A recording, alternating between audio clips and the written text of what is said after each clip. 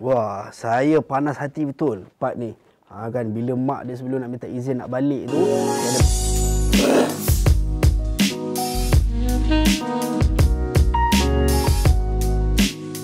Assalamualaikum warahmatullahi wabarakatuh. Saya Azhar Hilmi, penyampai radio Zayan untuk segmen Zayan Valley 3 petang sampai 7 malam. Okey, alhamdulillah hari ni saya nak bercakap lagi. Kali ni nak bercakap je pasal jalan sesat ke syurga dia, sebab hati ni dah panas sangat kan. Dengan mak kepada Inara, dengan suami dia tu kan. Macam-macam, setiap episod ada je cerita, ada je hal dia nak buat. Hari ni kita nak tengok apa pula yang nak dikatakan oleh mak Inara ataupun ayah dia sendiri.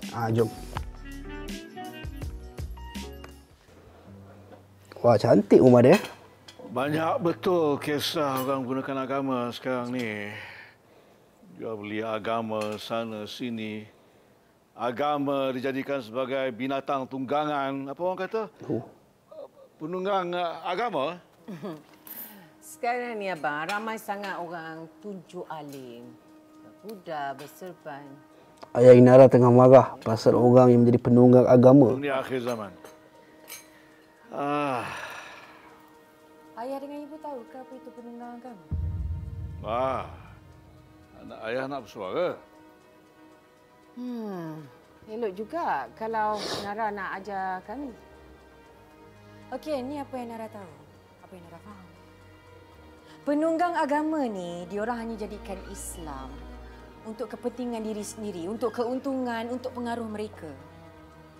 Islam ini hanya dijadikan alat sebagai kuda tunggangan, di mana mereka menguasai dan juga mengarahkan kuda. Inara tengah argue dan berbahas dengan mak dan ayah dia. Agama ni yang memandu mereka. Contohnya, ayah, ibu. Apa yang Nara maksudkan ni? Maksud Nara, agama itu kuda yang membawa pemandu tanpa arah tuju.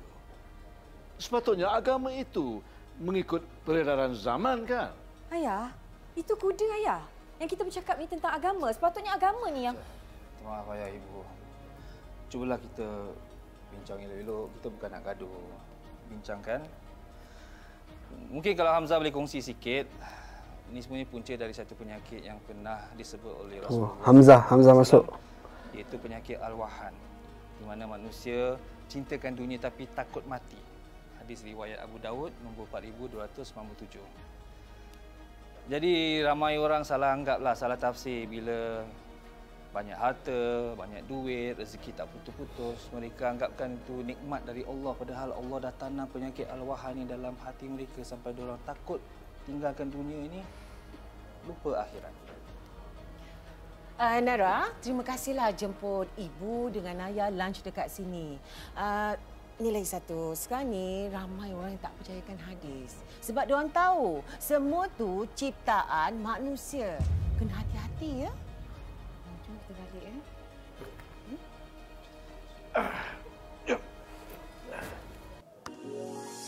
Okey, wah, saya panas hati betul part ni. Kan bila mak dia sebelum nak minta izin nak balik tu, dia ada bagi satu ayat yang deep.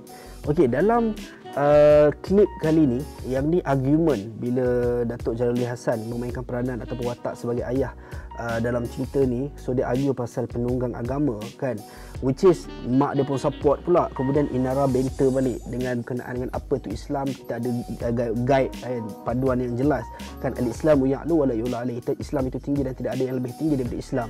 Cumanya apa yang disebut oleh ayah dia dalam satu hadis, Nabi sebut man kana yu'minu billahi wal yawmil akhir falyaqul khairan aw liyasmut. Atau kama qala Rasulullah SAW, yang mana Nabi sebut kalau kita beriman, barang siapa beriman dengan Allah dan hari akhirat, maka hendaklah dia berkata dengan perkataan yang baik ataupun dia diam.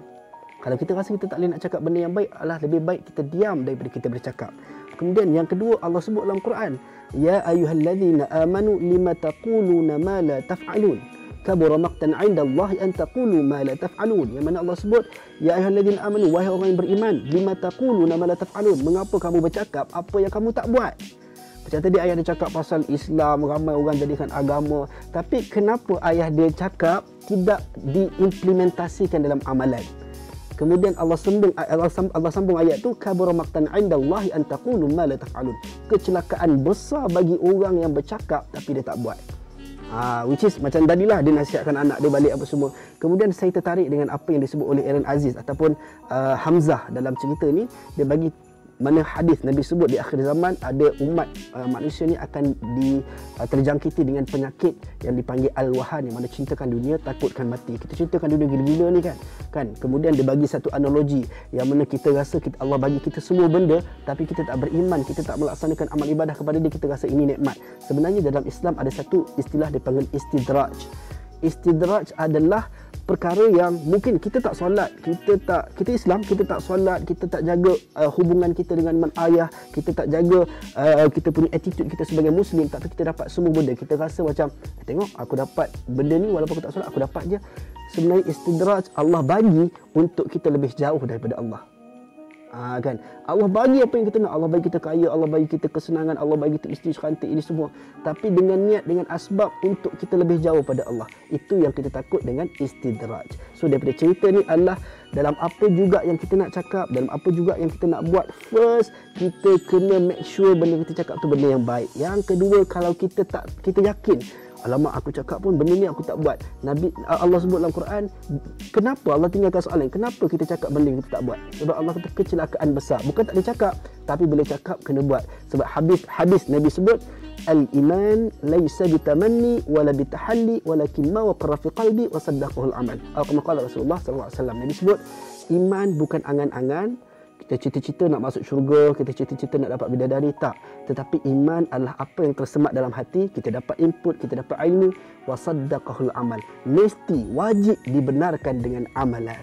Dia tak boleh kita simpan, kemudian kita tak keluarkan ataupun tak terjemahkan dengan amalan. Mesti wajib diterjemahkan dengan amalan. Sebab tu bila cakap, mesti kita buat, insya-Allah. Okey, baik, jangan lupa saya nak ajak anda semua, jom kita sama-sama saksikan Jalan Sesat ke Syurga setiap Isnin sampai Jumaat 6 petang di Astro Prima, Prima HD dan Astro Go. Yang mana baik kita cuba ikut, kita cuba contoh, yang tak baik jadikan sebagai sempadan. Jangan ikut, jangan contoh. Alright, dan jangan lupa untuk dengarkan saya di Zayan Radio Zayan, segmen Zayan Village setiap Isnin sampai Jumaat 3 sampai 7 malam, 3 petang sampai 7 malam, yang mana saya akan bersiaran di situ. Dan juga ikuti, follow, subscribe semua social media Salam Muslim. Assalamualaikum warahmatullahi wabarakatuh.